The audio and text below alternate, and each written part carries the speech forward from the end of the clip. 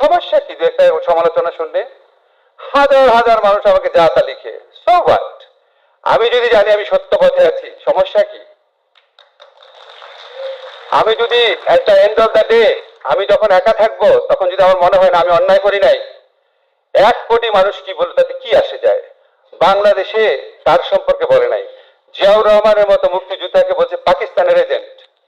খালেদা জিয়া একটা বৃদ্ধ মহিলা বলছে সেটা কি মদ খেয়ে লিভার পচিয়ে ফেলেছে। দেশের আরেক এই প্রধানমন্ত্রী তার সম্পর্কে এই ধরনের কথা বলেছে। আরো অনেক নোংরা কথা বলতো, আমাদের মহানবীকে নিয়ে কি কথা বলতো। আপনার কে কি বলবে, এটার জন্য আপনি এত কাপুরুষ হয়ে যাবেন? আমরা 15 বছর যে এই নারকীয় শাসন সহ্য করেছি, এটার পিছনে আমাদের কালেকটিভ কাপুরুষতাও ছিল। আজকে রাশেদ একটা কথা বলেছে, আপনি দেখবেন ঢাকা ইউনিভার্সিটি কিছু কিছু শিক্ষক ছিল যে কোনো বিপদে আপদে আসতো, কিন্তু একটা খুব ইম্পর্টেন্ট কথা বলেছে, শিবির ত্যাগ লাগতে পারে এই ভয় থাকলে কেউ আসতো না, একমাত্র আমি আসতাম। আমাদের লাস্ট ঘটনাতে এমনকি শোনেন, আপনারা যারা এখানে শিবিরের আছেন বা যারা জামাতের আছেন, আপনাদের ঢাকা বিশ্ববিদ্যালয়ে যারা শিবিরের টিচার ছিল তারাও আসতো না, একজন আসতো না। ঢাকা বিশ্ববিদ্যালয়ে জামাত পন্থী হওয়ার কারণে যারা ভিসি হয়েছেন এখন প্রত্যেকে তো নাম জানি, একজন আসতো না এবার। এবং যখন আমাদের লাস্ট ঘটনা রোজার মধ্যে কোরআন শরীফ পড়ানোর অপরাধে কতগুলা ছেলেকে টেনে নিয়ে পিটালো ছাত্রলীগ, আমার ঢাকা ইউনিভার্সিটি ল ডিপার্টমেন্টের ছাত্র, যখন ওরা দাঁড়িয়েছে আমি ওদের সাথে দাঁড়িয়েছি, I was the only teacher. Shifat তুমি এখানে আছো? শিফাত ছিল সেখানে, আমি একমাত্র শিক্ষক ছিলাম। এত কষ্ট লেগেছে, আমার ডিপার্টমেন্টের ছেলেদেরকে পিটিয়েছে। ঢুকে দেখলাম টিচার্স লাউঞ্জে কয়েকজন গল্প করছে আমার টিচাররা। আমরা তোমাদের লজ্জা লাগে না? তাদের মধ্যে একজন আবার শিবির করতো, খুব বড় পজিশনে আছে এখন, এই 5ই অগস্টের পর বড় পজিশনে পেয়েছে, কেউ যেত না ভাই। সে বললেন না, সারা বাংলাদেশের অবস্থা ছিল, কেউ যেত না। এবং আপনি একটা জিনিস জানেন যে শিবিরের বিভিন্ন কারণে বা জঙ্গি বলছে তাদের জন্য আমি কথা বলতাম দেখে, আবার প্রগতিশীল শিক্ষকদের কেউ কেউ আমার সাথে কমফোর্টেবল ফিল করতো না।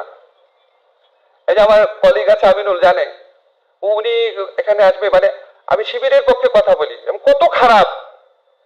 এই জন্য আমার সমস্ত কিছু সম্পর্কে জানে, আমার জীবনযাপন সম্পর্কে জানে, তারপর আমার সাথে একটা মঞ্চ ভাগাভাগি করতে একটু দ্বিধাবোধ করতো।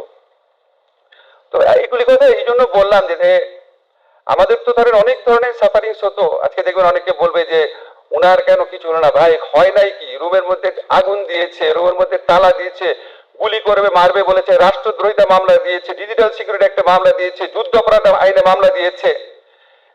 ইউএনডিপি এডিবির কনসালটেন্ট ছিলাম, সমস্ত কনসালটেন্সি ক্যান্সেল করে দিয়েছে। 1.5 বছর অন্য একটা প্রাইভেট চাকরি পাওয়ার কি পরিমাণ আর্থিক অসুবিধায় গিয়েছে তা আমি জানি।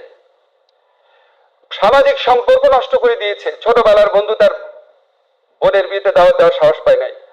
আমার সবচেয়ে ঘনিষ্ঠ একজন ছাত্র, যেখানে সোভানি আছো, সোভানিদের ফ্রেন্ড, পৃথিবী একদিকে আমি একদিকে তার, হঠাৎ করে লন্ডনে যাওয়ার আগে আমার সাথে যোগাযোগ বন্ধ করে দিল।